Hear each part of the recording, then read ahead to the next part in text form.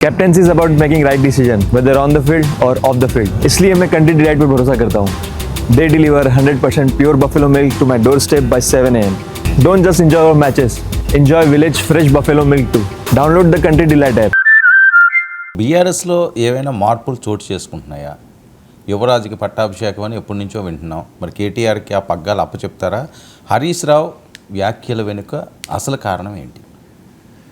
అంటే నేను కూడా చూశాను పేపర్లో, కేటీఆర్కు పగ్గాలప్ప చెప్పినా సహకరిస్తాను, కేసీఆర్ మా నాయకుడు, కేసీఆర్ ఏది ఆదేశిస్తే అదే, ఇది నేను అనేక సార్లు చెప్పానని హరీష్ రావు వివరణ ఇచ్చాను.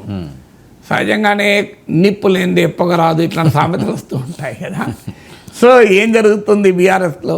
కొత్తగా పగ్గాలప్ప చెప్పడం ఏముంది? వాస్తవంగా ఒక పగ్గం ఆల్రెడీ కేటీఆర్ చేతులు ఉంది, వర్కింగ్ ప్రెసిడెంట్ అయినా. అంటే వర్కింగ్ ప్రెసిడెంట్ అంటే ఏంటి? అప్పుడప్పుడు కేసీఆర్ వెనక్కి విశ్రాంతి తీసుకునేటప్పుడు పగ్గాలు కేటీఆర్ఏ పట్టుకోవాల్సిందే. Already working president, leader of the అపోజిషన్గా కేసీఆర్ ఉన్నాడు. అప్పుడే చర్చ కూడా ఉంది, ఆ సమయంలోనే కేటీఆర్ని పెడతారని. అందుకు హరీష్ రావు అభ్యంతరం చెప్పితేనే మళ్ళీ కేసీఆర్ ఉన్నాడని కూడా వార్తలు వచ్చాయి. ఎందుకంటే కేసీఆర్ ముఖ్యమంత్రిగా ఉన్నంత కాలం అసలు ఎవరు ముఖ్యమంత్రి అనే చర్చ జరిగినా అది కేటీఆర్ను ముఖ్యమంత్రి చేస్తారన్నా అది ఏది జరగలేదు. సో ఇప్పుడు మరి పార్టీ పగ్గాలు అప్పచెప్తే హరీష్ రావు ఏం చేస్తారని. సాధారణంగా భారత రాజకీయాల్లో మనం చూస్తే తండ్రి ఒక నాయకునికి వారసులు ఎవరు, వారసత్వం కొరకు పోటీ జరుగుతూ ఉంటుంది. అల్టిమేట్గా కొడుకే వారసులు అవుతూ ఉంటాడు, ఈవెన్ కూతురు కూడా కాదు. మీరు గమనిస్తే తమిళనాడులో మీకు కరుణానిధికి స్టాలిన్ అయ్యాడు తప్ప కనిమొళి కాలే కదా. మీకు ములాయం సింగ్ యాదవ్కి అఖిలేష్ యాదవ్ అయ్యాడు తప్ప శివపాల్ యాదవ్ కాలే కదా. మీకు మహారాష్ట్రలో బాలాసాహెబ్ ఠాక్రేకి ఉద్ధవ్ ఠాక్రే అయ్యాడు కనుకనే ఏక్నాథ్ షిందే వెళ్ళిపోయాడు కదా. చరిత్ర అంతా తీసుకోండి మీరు, దేశంలో ఎక్కడైనా తీసుకోండి. షేక్ అబ్దుల్లాకు ఫరూక్ అబ్దుల్లా అయ్యాడు, ఫరూక్ అబ్దుల్లాకు ఉమర్ అబ్దుల్లా అయ్యాడు. ఇందిరాగాంధీకి రాజీవ్ గాంధీ అయ్యాడు కనుక రాహుల్ గాంధీ అయ్యాడు, వరుణ్ ఫిరోజ్ గాంధీ కాలే కదా. మనెక్క గాంధీ, వరుణ్ ఫిరోజ్ గాంధీ కనబడుతున్న సీన్ పైన కదా. సో ఇలాంటి ఉదాహరణలన్నీ మనకు ఉన్నాయి. మీకు జగన్మోహన్ రెడ్డి అయ్యాడు రాజశేఖర రెడ్డి వారసు తప్ప షర్మిల కాలే కదా. చంద్రబాబు నాయుడుకు ఎన్టీఆర్ పెట్టిన పార్టీలో చంద్రబాబు నాయుడు నాయకుడు కనుక లోకేష్ అయ్యాడు తప్ప జూనియర్ ఎన్టీఆర్ కాలే కదా. సో ఇవన్నీ చూసినప్పుడు సహజంగానే అభిప్రాయం ఏం కలుగుతుంది? కేసీఆర్కు వారసుడు కేటీఆర్ అని. కానీ హరీష్ రావు పాత్ర మామూలు పాత్ర కాదు బీఆర్ఎస్లో.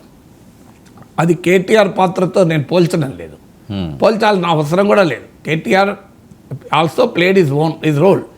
కానీ హరీష్ రావు ట్రబుల్ షూటర్గా, హరీష్ రావుకున్న ప్రత్యేకత ఏంటంటే సగటు కార్యకర్తలతో ఉన్న అద్భుతమైన సంబంధాలు. ఈవెన్ పార్టీ కార్యకర్తలే కాదు, across political parties Harish Rao అంటే జనరల్గా అభిమానం ఉంటుంది. ఎందుకంటే ఆయన రాజకీయాల వల్ల కాదు, అది ఆయన వ్యక్తిగతమైన స్వభావం వల్ల ఆ రకమైన అభిమానం. మీరు ఏ రాత్రి అయినా ఫోన్ చేయండి, హరీష్ రావు సార్ నమస్తే సార్ చెప్పండి సార్ అని ఫోన్ ఎత్తుతాడు. నీకు చాలామంది ఫోన్లు ఎత్తరు, దొరకరు. కానీ Harish Rao is one politician who is always available.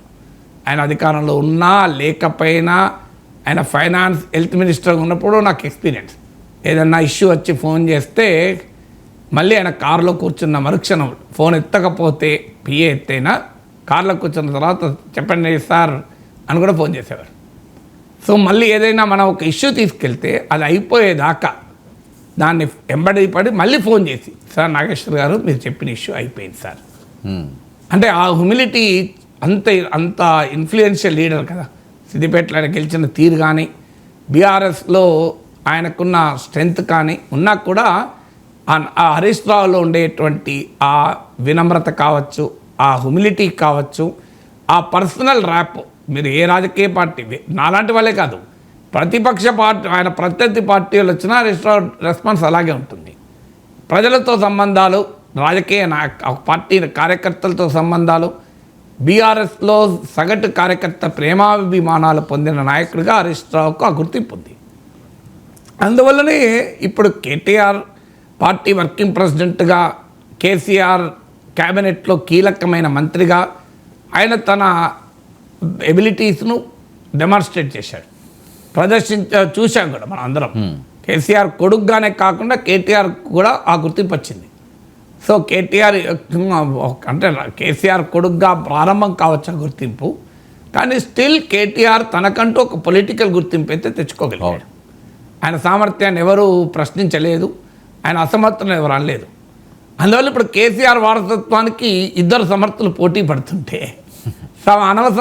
అనివార్యంగా ఈ ప్రశ్న వస్తుంది. కానీ హరీష్ రావు నిన్న అన్నట్లు మీరు గనక చూస్తే ఇప్పటి వరకు ఇలాంటి వార్తలు ఎన్ని వచ్చినా తనకు కేటీఆర్కి ఏదో విభేదాలు ఉన్నట్లు, బీఆర్ఎస్లో తాను వారసత్వాన్ని పోటీ పడుతున్నట్లు, కేసీఆర్ గీసిన గీత దాడుతున్నట్లు ఎక్కడా హరీష్ రావు ఏ రకమైన సంకేతాన్ని ఇవ్వాలి. ఇప్పటివరకు ప్రత్యక్షంగా ఇవ్వలే, పరోక్షంగా ఇవ్వలే. నార్మల్గా అంత డిసిప్లిన్డ్గా ఉండరు, ఎక్కడో చోట తమ అసంతృప్తి వ్యక్తం చేస్తూ ఉంటారు నాయకులు. కానీ హరీష్ రావు ప్లేడ్ దట్ రోల్. అందువల్ల కేసీఆర్ బీఆర్ఎస్ నాయకుడిగా ఉన్నంత కాలం హరీష్ రావు విధేయుడైన సైనికుడుగానే ఉంటాడు. తర్వాత ఏం జరుగుతుంది, ఎవరు నాయకుడు అవుతారు, ఎవరు నాయకుడైతే అప్పుడున్న సంబంధాలు ఏంటి, అప్పుడుండే పొలిటికల్ ఈక్వేషన్స్ ఎలా ఉంటాయి, పొలిటికల్ రిలేషన్స్ ఏ ఉంటాయి, ఇప్పుడు మనం స్పెక్యులేట్ చేయడం చాలా కష్టం.